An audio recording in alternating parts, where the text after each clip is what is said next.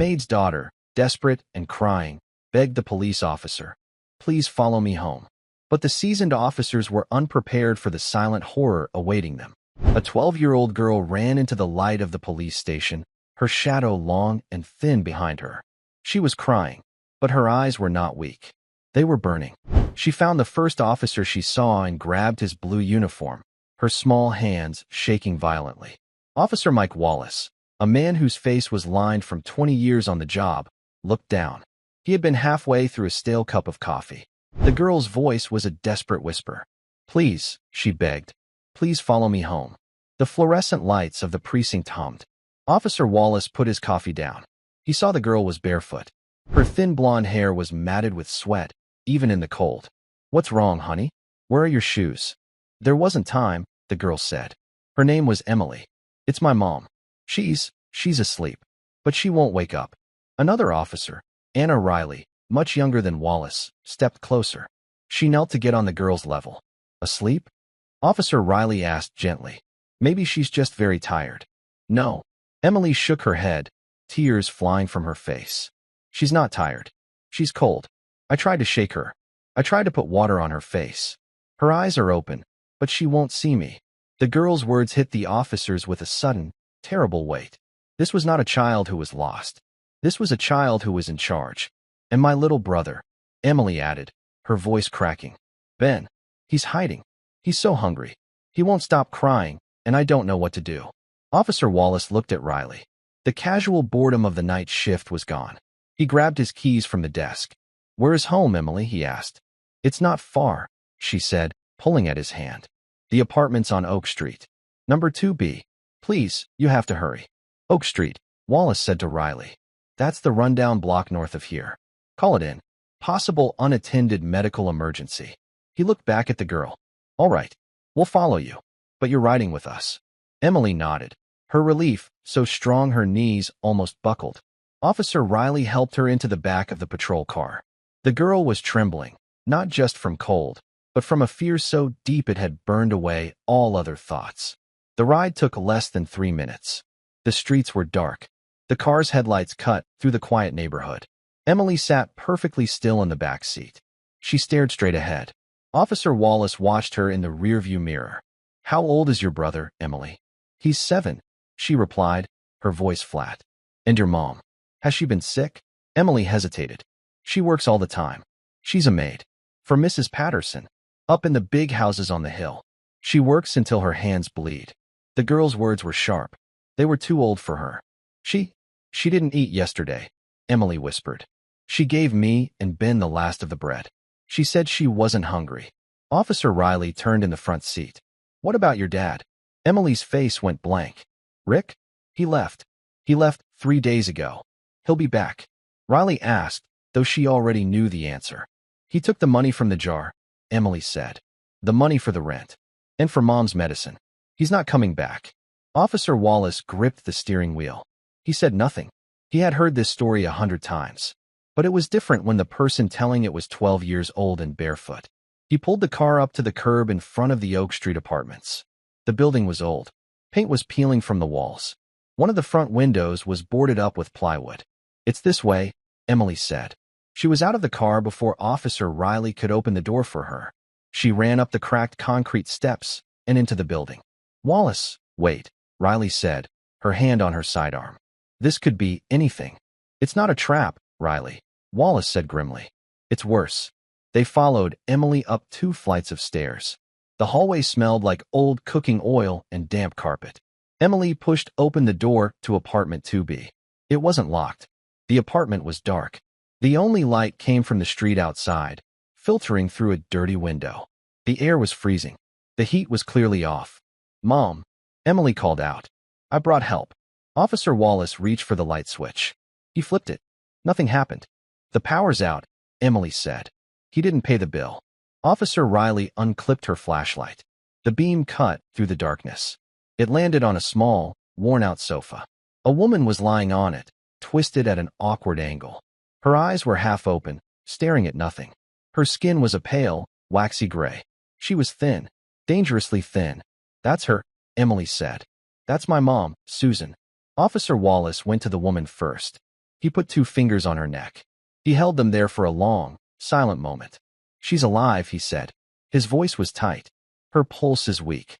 Very shallow. Riley, call for an ambulance." Now, while Riley stepped into the hall to get a signal on her radio, Wallace knelt. He looked at the woman, Susan.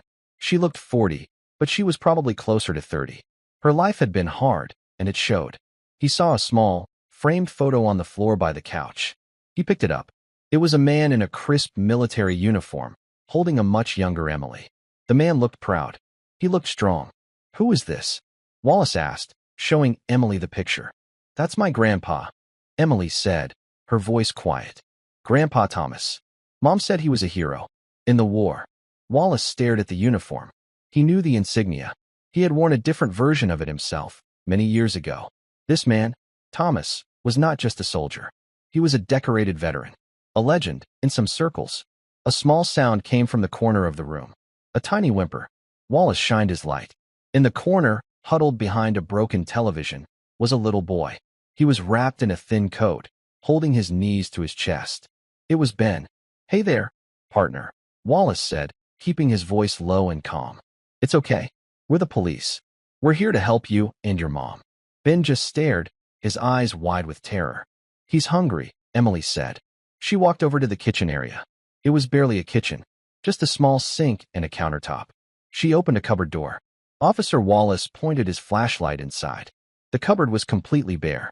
There was not a can of soup, not a box of crackers, not a single grain of rice. There was only a small, empty box of birthday candles. Wallace felt a cold anger rise in his chest. He turned his light to the small, rusted refrigerator. He opened it. The light inside was dead, of course. The shelves were empty, except for one item, a half-empty bottle of ketchup. "I tried to make soup," Emily said, her voice shaking, "with the ketchup and hot water. But the stove won't light. And Ben said it tasted bad." Officer Wallace had to close his eyes for a moment. He had seen shootings. He had seen car wrecks. He had seen the worst things one person could do to another. But this silent, cold apartment, with a decorated veteran's granddaughter trying to make soup from ketchup, this shocked him to his core. Officer Riley came back in, her face pale. "Ambulance is 10 minutes out." She saw the empty fridge. She saw the little boy. Her professional calm finally broke. "Oh my God," she whispered. "Get on your radio, Riley," Wallace ordered, his voice hard. "Tell dispatch we have 2 children, severe malnutrition. Tell them to send another car. And tell them to bring food. Whatever they have. Sandwiches. Milk. Anything." He turned back to Emily. The 12-year-old girl was standing straight, her hands clenched at her sides. She was trying to be brave, just like her grandfather in the picture. "You did good, Emily," Wallace said, his voice thick. "You did real good. You saved your family." Emily finally let out the breath she had been holding. Her shoulders slumped. The tears came again, but this time, they were different. They were not for fear. They were for exhaustion. She had done her part. She had run for help. And now, as the first sirens wailed in the distance, Emily finally let herself be a child. She collapsed into Officer Riley's arms, and for the first time in days, she let someone else be the strong one. The wail of the ambulance siren grew louder, a sharp sound cutting through the night. It stopped outside the building. Moments later, 2 paramedics, a man and a woman, hurried up the stairs with their gear. When they entered the apartment, they stopped, just as the officers had. The beam of Officer Riley's flashlight illuminated the scene. The gray-faced woman on the couch, the 2 small children huddled together, the bare cupboards. "Ma'am, can you hear me?" The male paramedic, whose tag read David, said loudly to Susan. He knelt and began checking her vital signs, wrapping a blood pressure cuff around her thin arm. His partner, a woman named Chun, turned to the officers. "How long has she been like this?" "The daughter found her," Officer Wallace said. "She's been unresponsive for an unknown amount of time." Emily watched them work. Her fear was a cold, hard knot in her stomach. Is she going to die?" Officer Riley put her arm around Emily's shoulders. "They are the best, honey. They're going to do everything they can for her." The second patrol car arrived. 2 more officers, Johnson and Peters, came up the stairs. They were not carrying flashlights. They were carrying 2 large brown paper bags from the all-night diner near the station. Officer Johnson, A large man with a kind face saw the two children. He immediately handed the bags to Officer Riley. "We got 2 hot grilled cheese sandwiches," he said, his voice a low rumble, "and 2 milks, and some apple slices." Figured it was a start. Riley knelt in front of Ben, who was still hiding behind the broken TV. He had not moved. He was watching the paramedics work on his mother. "Ben," Riley said softly, "look what I have. It's a sandwich. It's warm." She unwrapped one of the sandwiches from its foil. The smell of melted cheese and toasted bread filled the cold, dark room. It was a smell of life. Ben's eyes locked on the food. He crept out, slowly, like a fawn. He took the sandwich with a trembling hand and bit into it. He ate like a starving animal, not chewing, just swallowing. "Slow down, buddy," Wallace said, his voice thick. He had to look away. "You'll make yourself sick." Emily took the other sandwich. She took one bite, and then she looked at her brother. Ben was already finished with his first half. Emily broke her own sandwich in 2 and held the larger piece out to him. "Here," she said. Ben took it without a word. "No, Emily," Officer Riley said, her eyes watering. "You eat. We can get more for Ben." "It's okay," Emily said. "He's smaller." Wallace turned away. He walked over to the small, particle board desk pushed into the corner. He shined his flashlight on it. He saw a stack of papers. They were bills. Red stamps. Final notice. Disconnection. Beside the bills was a checkbook. He opened it. The last check was written 3 days ago. To Rick Miller. The memo line just said for food. The amount was $200. It was the last money in the account. "Rick," Wallace said under his breath. The name Emily had mentioned. He saw something else. A small, worn, leather-bound book. It was not a diary. He opened it. Inside, in neat, old-fashioned handwriting, was a name. Thomas J. Hayes. Below the name were notes. Dates. Places. Words that meant nothing to most people, but meant everything to Wallace. Unlock. Keysan. Hill 881. This was not just a book. It was a soldier's log. It was her grandfather's.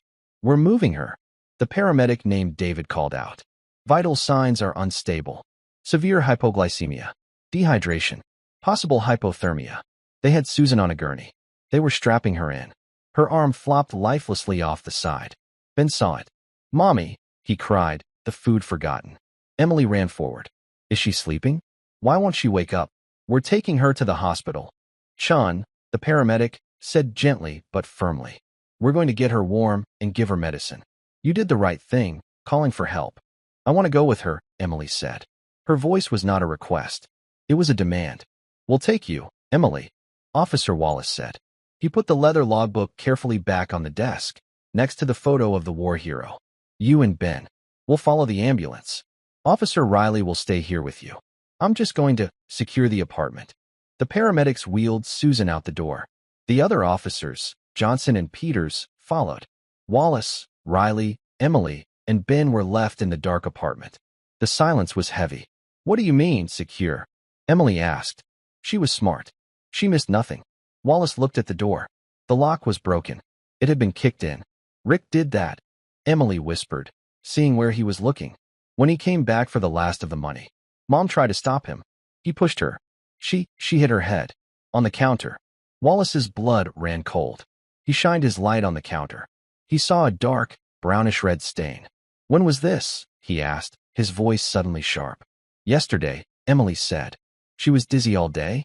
Then she just went asleep on the couch. And she didn't get up." This changed everything. It was not just malnutrition. It was a possible head injury. An assault. "Riley," Wallace said, his voice all business. "Get on the radio. Tell the ambulance crew to check for a possible closed head injury. Tell them the ex-boyfriend, Rick Miller, is a person of interest." He turned to Emily. "This is very important. Where does Rick go? Where does he live?" "I don't know," Emily said, shrinking back. She was scared again. "He doesn't have a place. He hangs out at the bar. The one by the bus station. The Green Door, he calls it." "I know it," Wallace said. "Riley, you take the kids to the hospital. St. Jude's. Don't let them out of your sight. Go to the emergency room. Tell the front desk you are with Susan Hayes' children. I'll meet you there." "Where are you going?" Riley asked. "I'm going to go have a talk with Mr. Rick Miller," Wallace said. His face was a hard mask. "Mike, you can't," Riley said. "You're not on duty for that. We should call in detectives." It's a wellness check, Wallace said, his voice flat. I'm going to go check on his wellness. This man assaulted a woman and left 2 children to starve. He's not going to be gone by the time detectives get their coffee. He looked at Emily. He saw her grandfather in her eyes. That same stubborn strength.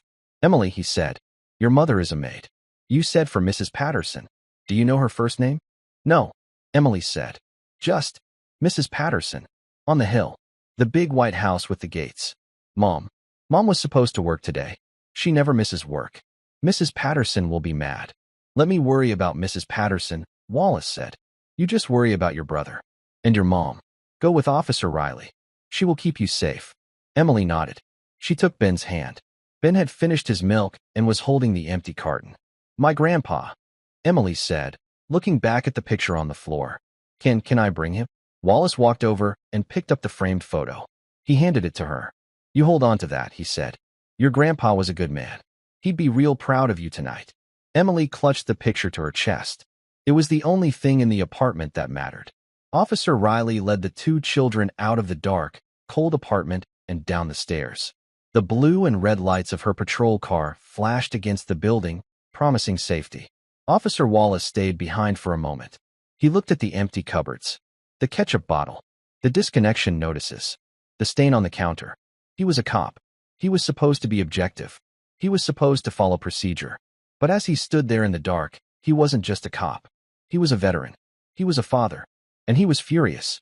He closed the door to 2B. He walked down the stairs, not to his patrol car, but to his personal, unmarked truck parked a block away. He was going to St. Jude's Hospital. But he was going to make one stop on the way. He was going to the Green Door. The Green Door Tavern was a low, windowless building tucked behind the bus station. It smelled of stale beer and regret. Officer Wallace pushed the door open. The sudden daylight from the street cut into the gloom. A few men sat at the bar, nursing afternoon drinks. A man in the back corner was playing a slot machine. The machine's cheerful, tinny music was the only sound, besides the low hum of a baseball game on a dusty television. Wallace's eyes scanned the room. He spotted his man. Rick Miller was at the slot machine. He was thin, with greasy brown hair and a jacket that was too big for him. He was feeding quarters into the machine, one after the other, his eyes glued to the spinning pictures. Wallace walked over. He stood just behind Rick. He didn't say anything. He just stood there. After a moment, Rick felt him. He tensed. He turned around slowly. When he saw the uniform, his face went sour. What? I ain't done nothing. Rick Miller, Wallace said. His voice was quiet, but it cut through the bar's noise. The bartender looked up, then quickly looked away.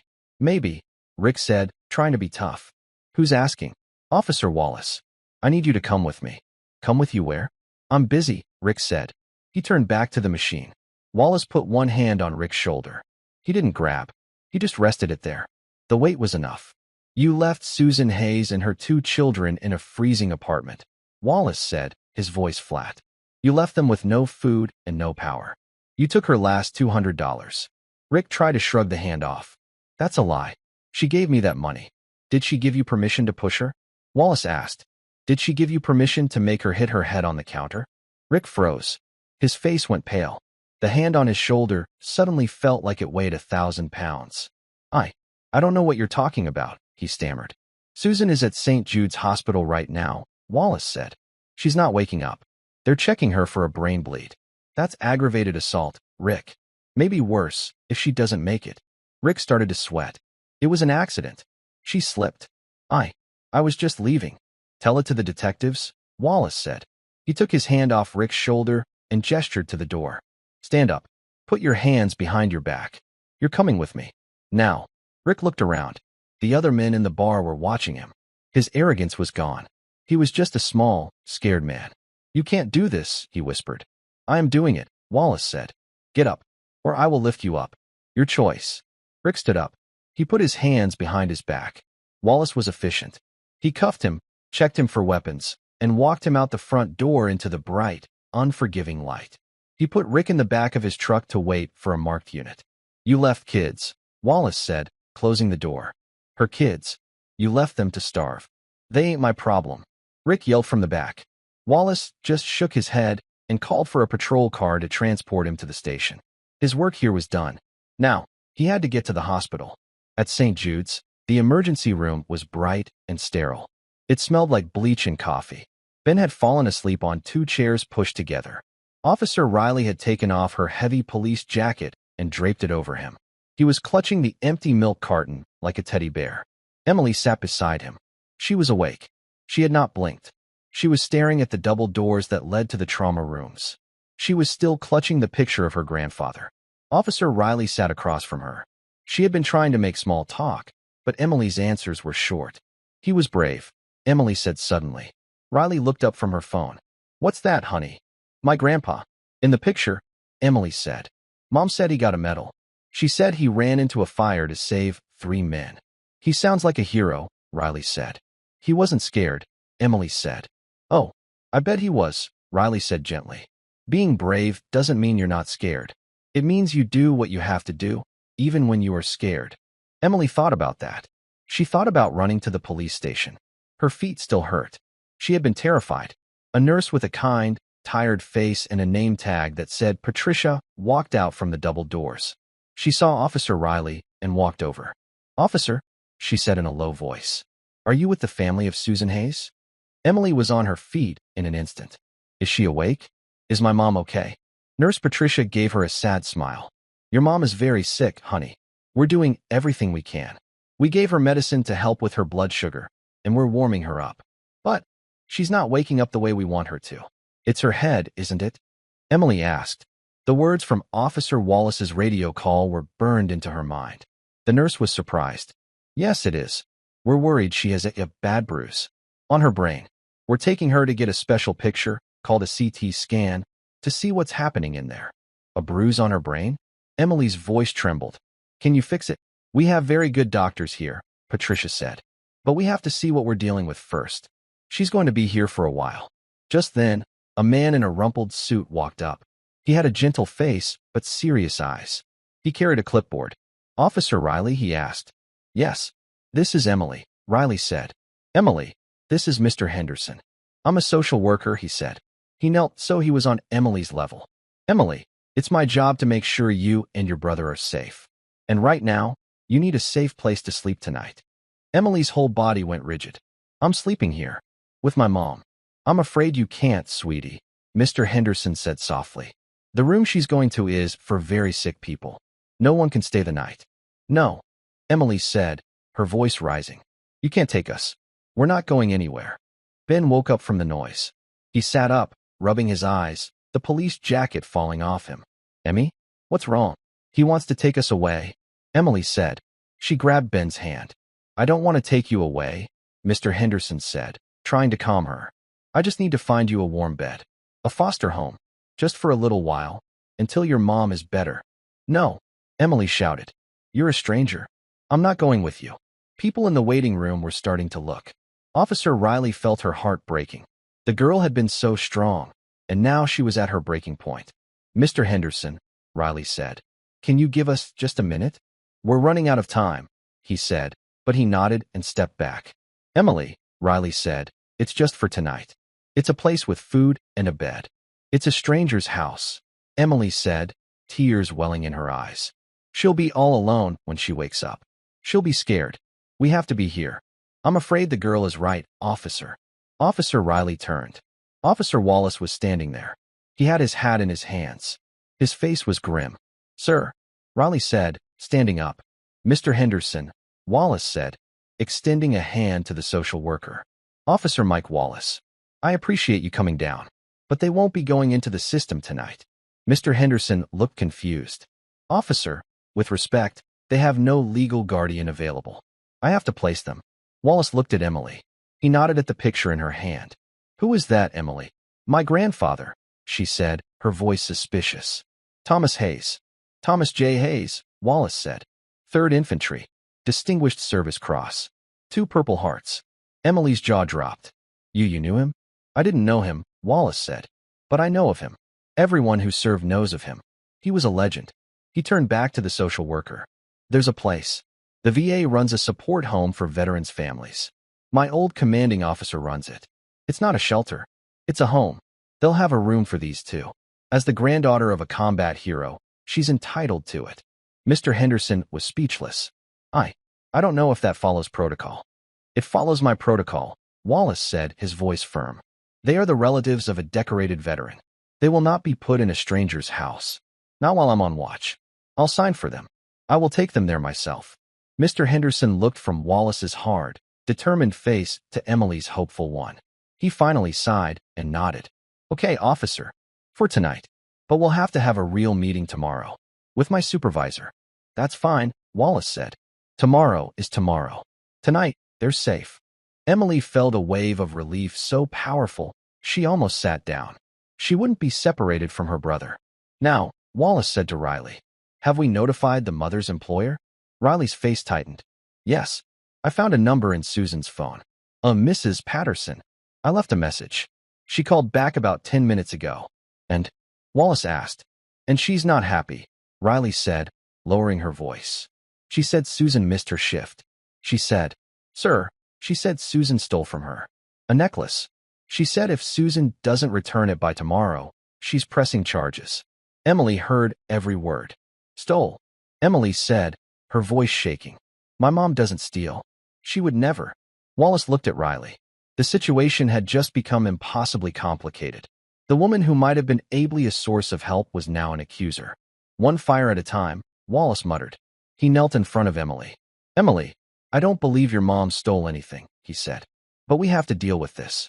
Right now, my only job is to get you and Ben a hot meal and a safe bed. Can you trust me to do that? Emily looked at the big, tired cop. He knew her grandfather. He had gotten them food. He had arrested Rick. She nodded. Yes. Good girl, Wallace said. He stood up. Officer Riley, you stay here. Wait for news on the scan. I'll take the kids. I'll call you with the address. He held out his hand. Come on, Ben. Let's go, Emily. I think they have ice cream where we're going. Ben, who was now awake and scared, took his sister's hand. Emily took Officer Wallace's. They walked out of the hospital, a strange, temporary family, a tired cop and two brave, hungry children. But as they left, the shadow of Mrs. Patterson's accusation hung over them, a new, dark cloud in an already violent storm. Officer Wallace's truck was old, but it was warm. The heater hummed, pushing back the night's chill. Ben fell asleep again in the back seat, his small body finally giving in to exhaustion. Emily sat in the front passenger seat. She was quiet, her hands folded in her lap, the framed photo of her grandfather resting on top. She watched the city lights go by. They left the poor, dark streets of her neighborhood and climbed a hill. The houses here were nicer. The streetlights were all working, and the trees had been neatly trimmed. They pulled into the driveway of a large, older brick building. It looked like a small college dormitory or an old-fashioned hospital. A simple wooden sign near the door read, Hayes House, a haven for veterans and their families. Emily looked at the sign, then at her picture, then at Officer Wallace. Hayes House, she whispered. Like my grandpa? Wallace smiled, a small, tired smile. No, honey. It's named after a different Hayes. But it's a good coincidence, isn't it? I think your grandpa would have liked this place. He parked the truck and got out. He came around and opened Emily's door. He gently lifted a sleeping Ben from the back seat, cradling the small boy in his arms. Let's go inside, he said. The front doors opened into a room that was nothing like the police station or the hospital. It was warm, lit by soft yellow lamps. There was a fireplace, even though it wasn't lit, and comfortable-looking armchairs. It smelled like floor wax and chicken soup. A man in a wheelchair rolled out from a hallway. He was older than Wallace, with a stern face and sharp blue eyes. He wore a simple flannel shirt and jeans. He had no legs from the knee down. You're late, Mike, the man said. His voice was gravelly. I had to make a stop, Captain, Wallace said. He nodded toward Ben. This is Ben, and this is Emily. The man in the wheelchair looked at Emily. He looked at her bare feet, her matted blonde hair, and the fierce, exhausted way she held the picture frame. Well, the man said, his face softening just a little. You're not the first soldier's granddaughter to walk through that door with nothing but a picture. I'm George Morrison. This is my place. It's named Hayes House, Emily said, her voice small. My grandpa was Thomas Hayes. George Morrison's eyebrows shot up. He looked at Wallace, who nodded. Thomas J. Hayes? George asked. The real deal. The real deal, Wallace confirmed. George let out a low whistle. He rolled his chair closer and looked at Emily again, this time with a new respect. Well, I'll be. In that case, we're honored to have you, Emily. Your grandfather. He was the kind of man they don't make anymore. I know, Emily said. Martha, George called out over his shoulder. We've got 2 new arrivals. The kids I told you about. And find a pair of socks and shoes for the girl. A woman in her 60s, with gray hair pulled back in a kind bun and a floral apron, came bustling out of a kitchen. Oh, you poor things, she said, her voice all warmth. She immediately went to Emily and put a hand on her arm. You're freezing. And you must be starving. We ate, Emily said. The police gave us sandwiches. Sandwiches, Martha scoffed gently. That's not a meal. That's a snack. We have hot soup. And I just made a pan of cornbread. And we have milk. She looked at Ben, who was starting to stir in Wallace's arms. And for this little man, I think I have some chocolate pudding. Ben's eyes opened at the word pudding. He looked around, confused and scared. It's okay, Ben, Emily said, moving to his side. We're safe. This is a good place. Come on, Martha said, taking Emily's hand. Her hand was warm and soft. Let's get you 2 fed. Officer, you too. You look like you're running on fumes. I can't, Wallace said. I have to get back to the hospital. But I'd appreciate it if you could get them settled. We'll do more than that, George said. Martha will get them fed and cleaned up. We have a room for them. 2 beds. And a hot shower. Martha led the children away toward the kitchen. Emily looked back one last time at Officer Wallace. He gave her a nod. You're safe here, Emily. I promise. I'll call you when I know about your mom. Emily nodded and disappeared into the kitchen. Wallace turned back to his old captain. Thanks, George. You're a lifesaver. Don't thank me, George said, rolling beside him toward the door. The girl's grandfather saved my life. Or his memory did, anyway. On a bad night in a place I'd rather forget, I remembered the story of what he did on Hill 881. It made me hold on for 1 more hour. An hour was all I needed. He looked at Wallace. That girl has his blood. She's a fighter. But she's terrified. She has a right to be, Wallace said. He told George the whole story. The apartment. The cold. The ketchup. Rick. The head injury. George's face grew darker with every word. And now, Wallace finished. The mother's boss is accusing her of stealing a necklace. Says she's pressing charges tomorrow. George let out a string of curses that would have made a sailor blush. So the wolves are circling. They are, Wallace said. The mother, Susan, is in a bad way. The girl, Emily, is tough, but she's still a 12-year-old kid. And that little boy, he's seen too much. Don't you worry about them tonight, Mike, George said, his voice hard. No one is getting past me or Martha. You go to your police work. You go find the truth. We'll hold the line here.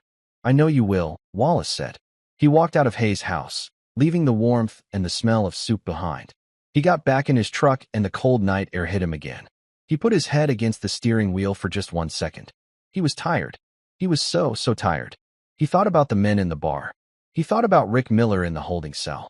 He thought about Susan Hayes, fighting for her life.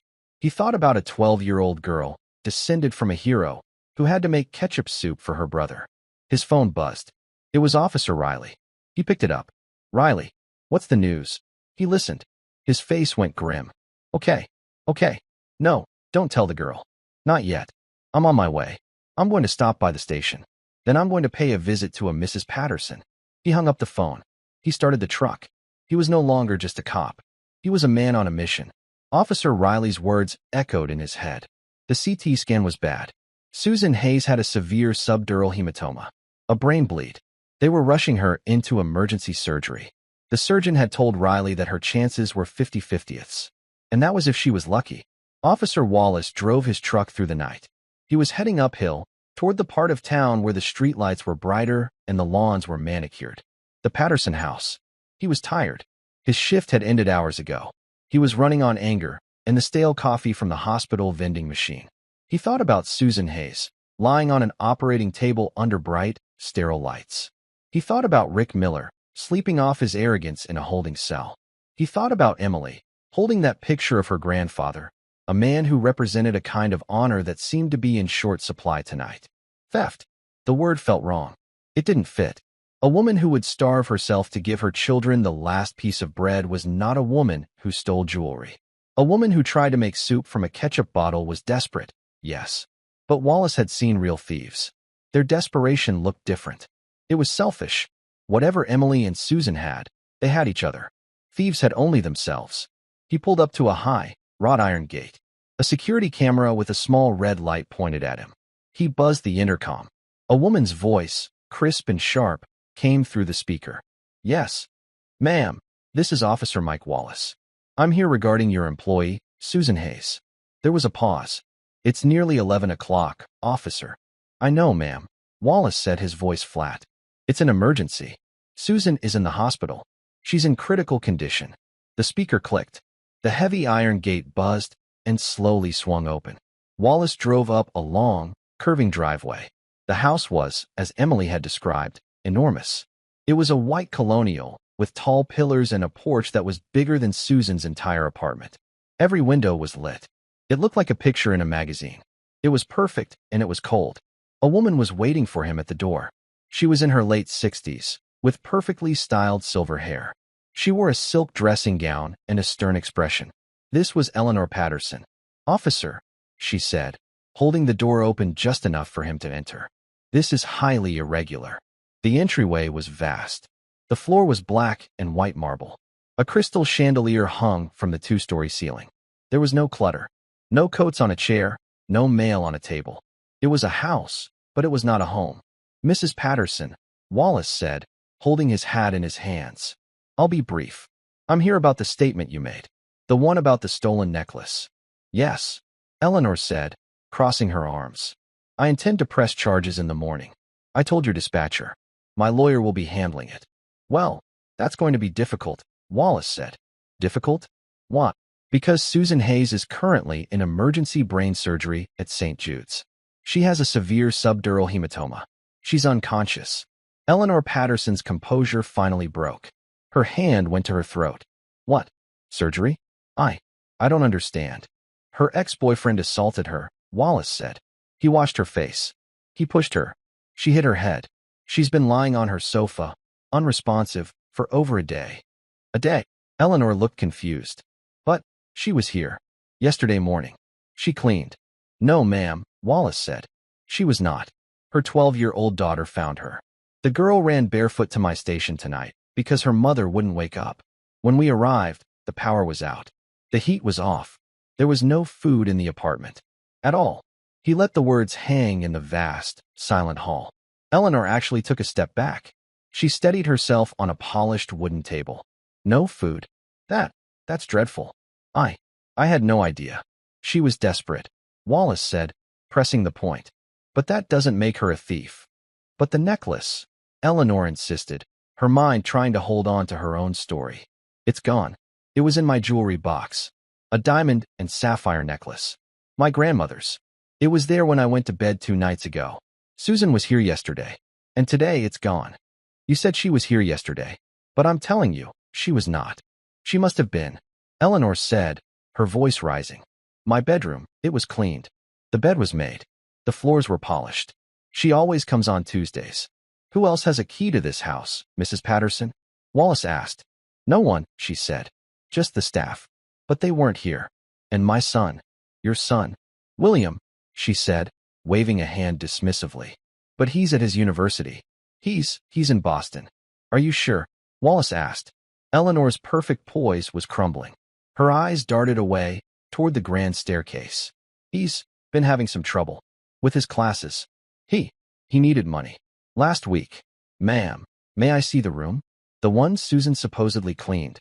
Eleanor hesitated. She was a private woman, but the look in the officer's eyes told her this was not a request. She nodded. "It's this way." She led him up the sweeping, carpeted staircase. They walked down a hall lined with portraits of stern-looking ancestors. She opened a set of double doors. The bedroom was immaculate. It was larger than Wallace's entire first floor. A large, 4-poster bed was made with military precision. The carpet had fresh vacuum lines. "You see," Eleanor said. "Cleaned. She must have been here." Wallace walked into the room. He wasn't a detective. He was a beat cop, but he had good instincts. He looked at the polished furniture. He looked at the large, mahogany jewelry box on the dresser. It was open, and it was clearly missing a prominent item. "She always polishes the silver frames," Eleanor said. pointing to a collection of photos on her desk. She's very thorough. Wallace walked over to the desk. He looked at the frames. They were gleaming. He looked at the rest of the room. It was spotless. Too spotless. Your son, William, Wallace said. Does he know how to clean? Eleanor looked offended. What? Of course not. We have staff for that. Why? Because this isn't Susan's work, Wallace said. How could you possibly know that? Wallace pointed to a small, ornamental trash bin next to the desk. It was lined with a plastic bag. Inside, there was a single item.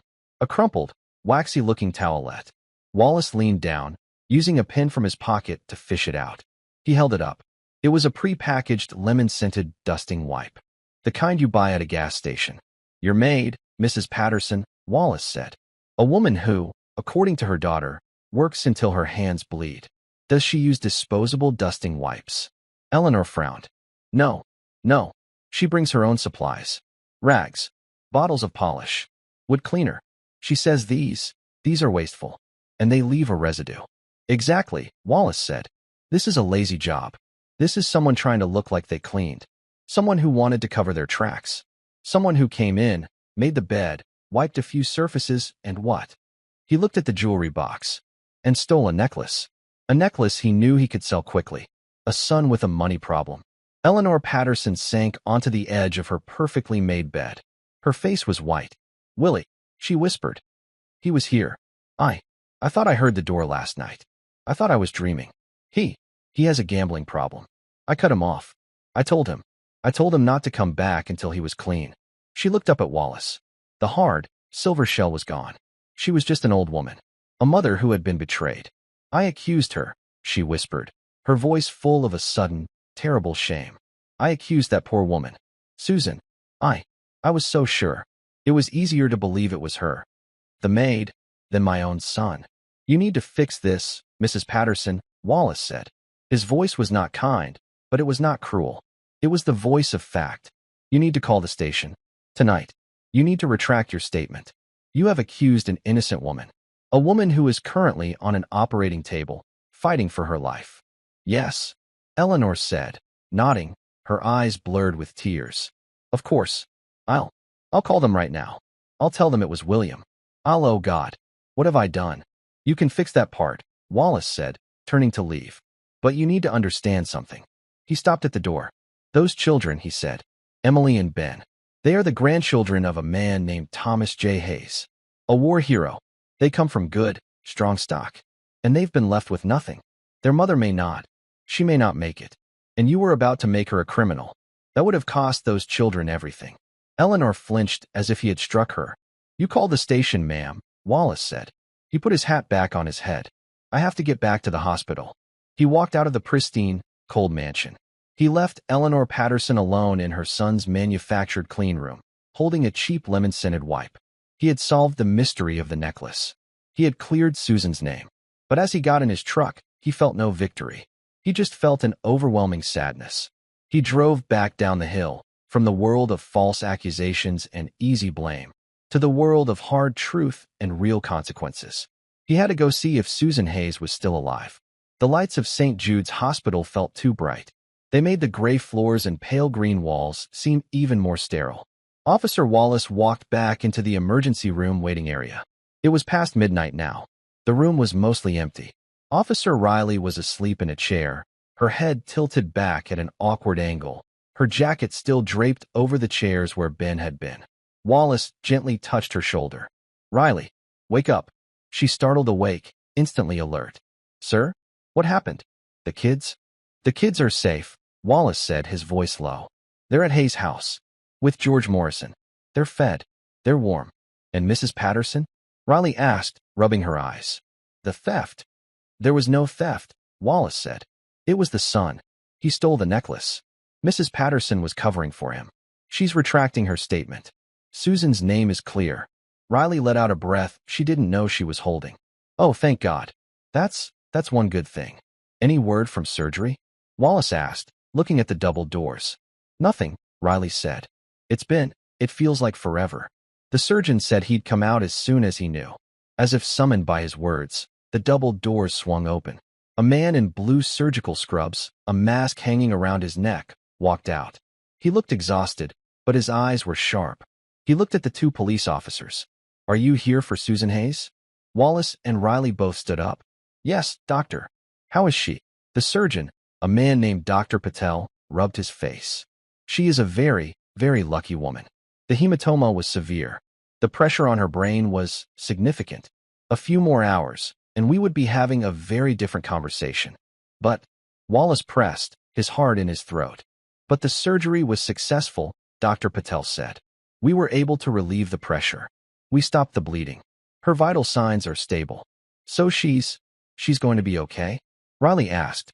She's alive, Dr. Patel corrected gently. She is in a medically induced coma. We need to keep the brain swelling down. The next 48 hours are critical. But she's alive. She has a chance. A good one. He looked at the two cops. That woman, she's a fighter. Malnourished, dehydrated, with a head injury. She held on. She must have had a reason to. Wallace thought of Emily and Ben. She did, doctor. She has too. Well, she's in the surgical ICU now. No visitors yet. We'll know more in the morning. Dr. Patel nodded and walked away, his work done. Wallace leaned against the wall. The exhaustion he had been fighting finally hit him. He pulled out his phone. I have to make a call, he said. At Hayes' house, the lights were dim. But in the kitchen, a single light was on. Emily was sitting at the big wooden table. She hadn't been able to sleep. Martha, the kind woman with the apron, was sitting with her, not talking, just being there. The phone on the wall rang. It was loud in the quiet house. Martha picked it up. Hayes' house. She listened. Yes, officer. She's right here. She held the phone out to Emily. It's for you, dear. It's Officer Wallace. Emily's hands were shaking so hard she could barely take the phone. She pressed it to her ear. Officer, she whispered. Emily. Wallace's voice came through the line. It was deep and tired, but it was calm. I have news about your mom. Emily closed her eyes. She gripped the phone. Is she? The doctor just came out, Wallace said. The operation went well. They fixed the hurt in her head. She's sleeping now. A very deep sleep, so her brain can heal. But, Emily, she's going to be okay. Emily's knees gave out. She slid down from the chair and sat on the floor, leaning against the kitchen cabinet. She was still holding the phone. A sound came out of her. It was not a cry. It was not a sob. It was the sound of a 12-year-old girl who had been holding the entire world on her shoulders for 3 days. It was the sound of all that fear, all that cold, and all that loneliness finally breaking apart. Martha was instantly on the floor with her, her arms around the small, trembling girl. She's okay. Emily whispered into Martha's shoulder. She's okay. My mom is okay. I know, child. Martha said, rocking her. I know. You did it. You saved her. On the other end of the line, Officer Wallace listened for a moment. He heard Martha's comforting voice. He heard the child's tears of relief. I'll see you in the morning, Emily, he said softly, and hung up. He drove home as the first hint of gray light touched the sky. He had never been more tired, and he had never felt more like a cop. The next morning, Emily woke up in a bed that was not hers. It was warm. The blankets were heavy. Sunlight was streaming through a clean window. For one terrible second, she didn't know where she was. Then she smelled it. Bacon. And coffee. She sat up. Ben was still asleep in the bed across the room, his face peaceful for the first time in memory. She put her feet down, not on cold, hard linoleum, but on a soft, woven rug. At the foot of her bed, someone had left a pair of white socks and a pair of new-looking sneakers. She walked out into the hall. She followed the smell to the dining room. George Morrison was at the head of a long table, reading a newspaper. Morning, soldier, he said, not looking up. Sleep well. Yes, sir, Emily said. Good. Martha made pancakes. Grab a plate. Emily sat down. It was all so normal. It was the most wonderful thing she had ever felt. Just as she was taking her first bite, the front door opened. Officer Wallace came in. He looked tired, but he was in a fresh uniform. With him was a woman Emily had never seen. It was Eleanor Patterson. Eleanor looked different than she had in her grand, cold house. She was wearing a simple dress. Her hair was not perfect. Her eyes were red, as if she had not slept. She looked at Emily. Her face was full of a complicated shame. Mrs. Patterson, George said from the end of the table. His voice was polite, but cold as iron. To what do we owe the honor? I came to see the children, Eleanor said. She was holding a large envelope in her hands. "Emily," she said, walking toward the table. I am Mrs. Patterson. Your mother. Your mother worked for me." Emily put her fork down. She looked at this woman. This was the woman who had hurt her mother. "You said my mom stole from you," Emily said. Her voice was not loud, but it was clear. Eleanor flinched. "Yes, I did. And I was wrong. I was so very wrong, Emily. The person who stole from me was my own son. I was angry, and I was hurt, and I blamed the easiest person. I blamed your mother. And I will never, ever be able to tell you how sorry I am for that." She was crying now. Real tears. "I have already called the police and fixed my statement," she said. "But that is not enough. I spoke to the hospital. I have taken care of all of your mother's medical bills. All of them." She placed the envelope on the table. "And this is for you. And for Ben. It's a trust. For your education. For a new apartment. For whatever you need.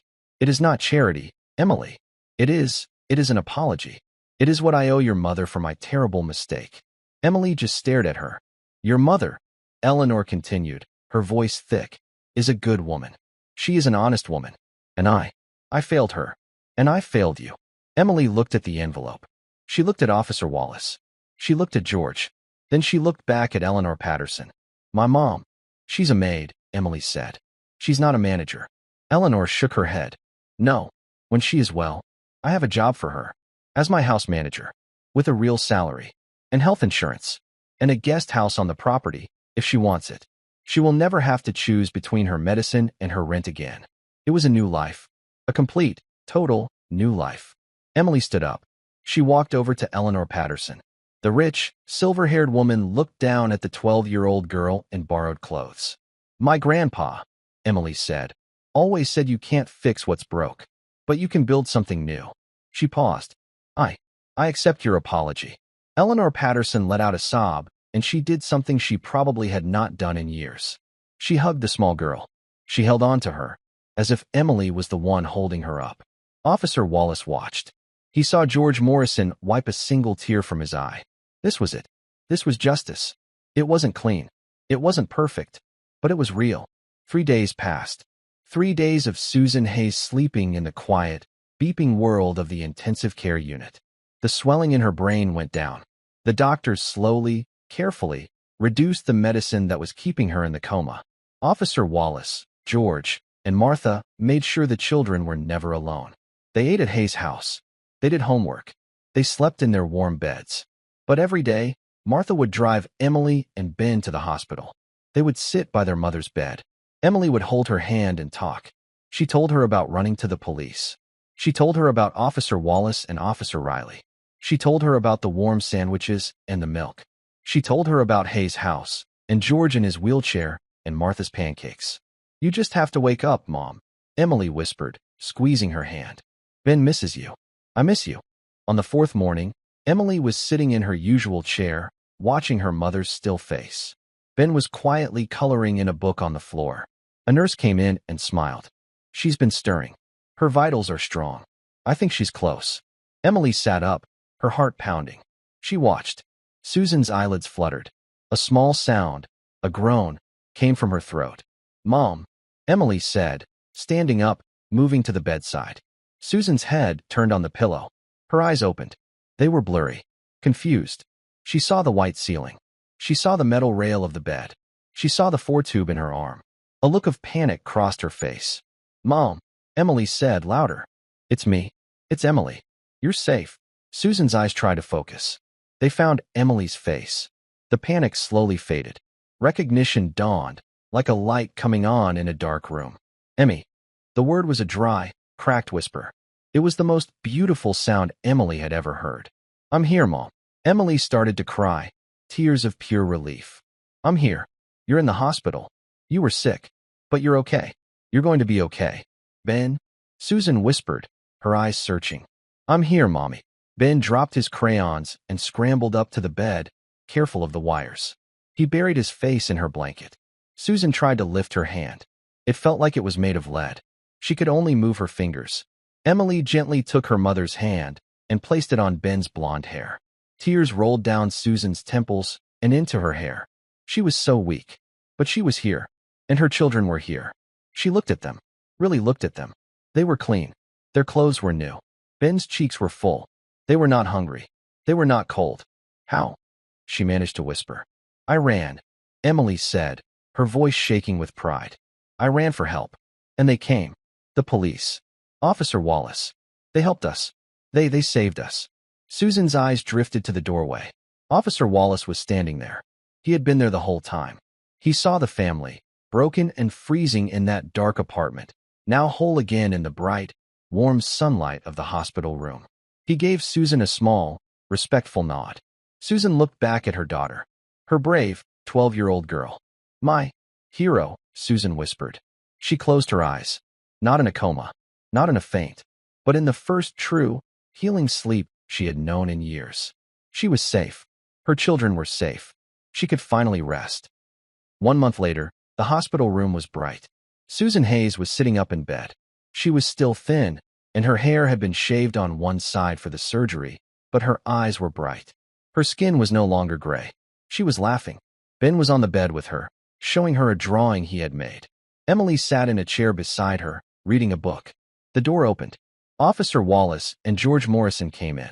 Well, look at you, Wallace said, smiling. You look 100 times better, Susan. I feel it, officer, Susan said.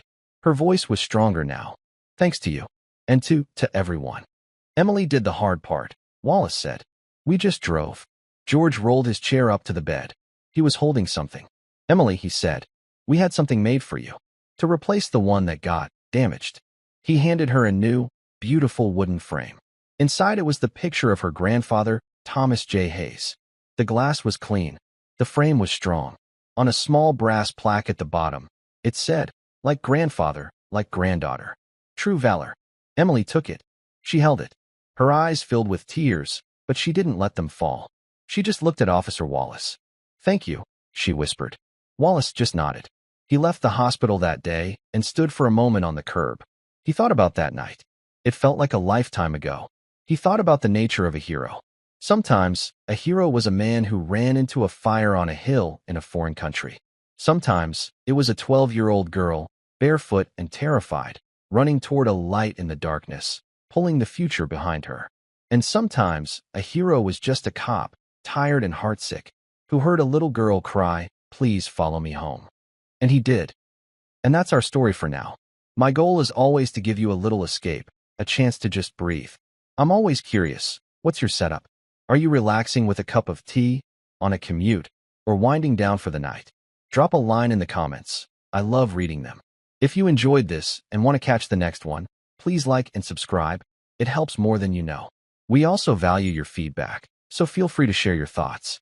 Thank you for being here.